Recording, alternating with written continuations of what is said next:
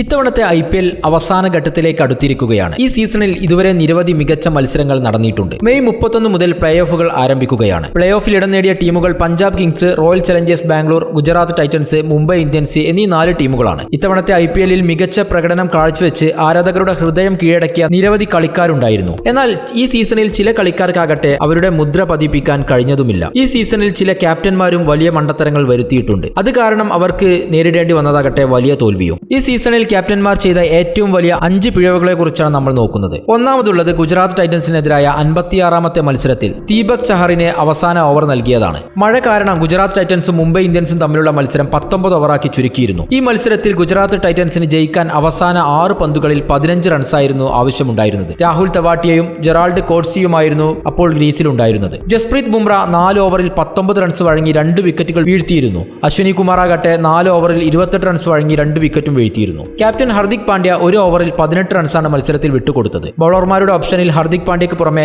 Will jacks, Deepak Chahar, Karan Sharma എന്നീ ബൗളർമാരും ഓപ്ഷനിൽ ബാക്കിയുണ്ടായിരുന്നു. എന്നാൽ മോശം ബൗളിംഗ് പ്രകടനം കാഴ്ചവെച്ച ദീപക് ചഹാറിന് ഹർദിക് പാണ്ഡ്യ ഈ പ്രധാന ഉത്തരവാദിത്തം നൽകുകയായിരുന്നു. ഗുജറാത്ത് ടൈറ്റൻസ് ആകട്ടെ ഈ മത്സരം എളുപ്പത്തിൽ വിജയിക്കുകയും ചെയ്തു. ഈ സീസണിലെ ഒരു വലിയ തെറ്റായിരുന്നു ഹർദിക്കിന്റെ ഭാഗത്തു നിന്നും ഉണ്ടായത്. രണ്ടാമത്തേത് ലക്നൌവിനെതിരെ നിർണായക സമയത്ത് തിലക് വർമ്മ റിട്ടയർ ചെയ്ത് പവലിയനിലേക്ക് മടങ്ങിയതാണ്. IPLന്റെ 16ാമത്തെ മത്സരത്തിലായിരുന്നു ഈ സംഭവം നടന്നത്. ഈ മത്സരത്തിൽ ലക്നൌ ടീമാകട്ടെ മുംബൈയുടെ മുന്നിൽ 204 റൺസിന്റെ വിജയലക്ഷ്യമാണ് വെച്ചത്. ഈ മത്സരത്തിൽ തിലക് വർമ്മ മികച്ച ബാറ്റിംഗ് നടത്താൻ സാധിച്ചില്ല. മുംബൈ ഇന്ത്യൻസിന്റെ ഇന്നിംഗ്സിന്റെ 19ാം ഓവറിന് ശേഷം തിലക് വർമ്മ 23 പന്തിൽ 25 റൺസ് എന്ന നിലയിലായിരുന്നു. ആ സമയത്ത് ടീമിന് 7 പന്തിൽ 24 റൺസായിരുന്നു ആവശ്യമുണ്ടായിരുന്നത്. ഇതിനുശേഷം ഹർദിക് പാണ്ഡ്യ തിലക് വർമ്മയോട് വിരമിച്ച് പുറത്തു പോകാൻ ആവശ്യപ്പെടുകയായിരുന്നു. തിലകിന് പകരം മിച്ചൽ സാറ്റ്നറെ ബാറ്റിംഗിന് ഇറക്കുകയും ചെയ്തു. ഹർദിക് പാണ്ഡ്യയുടെ ഈ തീരുമാനം തെറ്റാണെന്ന് പിന്നീട് തെളിഞ്ഞു. മുംബൈ ഇന്ത്യൻസ് ഈ മത്സരം ജയിക്കാൻ സാധിച്ചില്ല. മൂന്നാമത്തേത് രവിചന്ദ്ര അശ്വിനെ ബാറ്റിംഗിലേക്ക് ഉയർത്തിയ ധോണിക്ക് പറ്റിയ മണ്ടത്തരമാണ്. ചെന്നൈ സൂപ്പർ കിങ്സിന്റെ പരിചയസമ്പന്നനായ ഓൾറൗണ്ടറാണ് രവിചന്ദ്ര അശ്വിൻ, അതിലൊരു സംശയവുമില്ല. 2025 IPL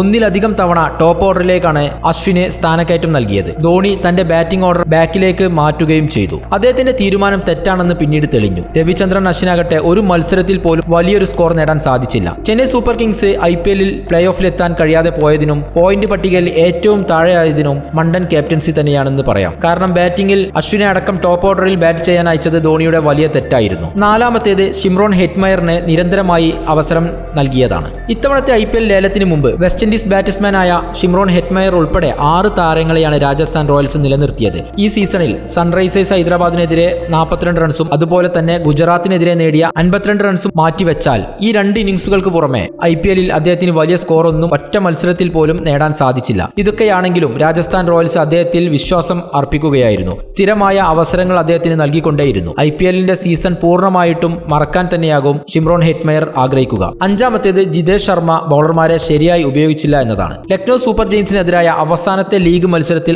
RCB വിജയിച്ചെങ്കിലും ജിതേഷ് ശർമ്മയുടെ നായകത്വം അത്ര മികച്ചതല്ല എന്ന് മത്സരം കണ്ടവർക്കൊക്കെ വ്യക്തമായി അറിയാവുന്നതാണ്. ചെന്നൈ സൂപ്പർ കിങ്സിനെതിരായ മത്സരത്തിൽ പരിക്ക് കാരണം രജത് പാട്ടിദാറിന് ക്യാപ്റ്റനാകാൻ കഴിഞ്ഞില്ല. അതിനുശേഷം ജിതേഷ് ശർമ്മയ്ക്ക് ഈ പ്രധാന ഉത്തരവാദിത്തം നൽകുകയായിരുന്നു. സൺറൈസേഴ്സ് ഹൈദരാബാദിനെതിരായ മത്സരത്തിൽ ജിതേഷ് ശർമ്മ തന്റെ ബൗളർമാരെ ശരിയായി ഉപയോഗിച്ചില്ല. അതുകൊണ്ടാണ് ആദ്യം ബാറ്റ് ചെയ്ത സൺറൈസേഴ്സ് ഹൈദരാബാദ് 6 വിക്കറ്റിന് 231 റൺസ് നേടിയത്. മറുപടി ബാറ്റിംഗിന് ഇറങ്ങിയ RCB ആകട്ടെ 189 റൺസിന് തകരുകയും ചെയ്തു. ബൗളർമാരെ ശരിയായി ഉപയോഗിക്കാൻ കഴിയാത്തതാണ് ജിതേഷിന് പറ്റിയ വലിയ തെറ്റായിരുന്നു. ആ മത്സരത്തിന് ശേഷം അദ്ദേഹം ധാരാളം വിമർശനങ്ങളും ഏറ്റുവാങ്ങിയിരുന്നു.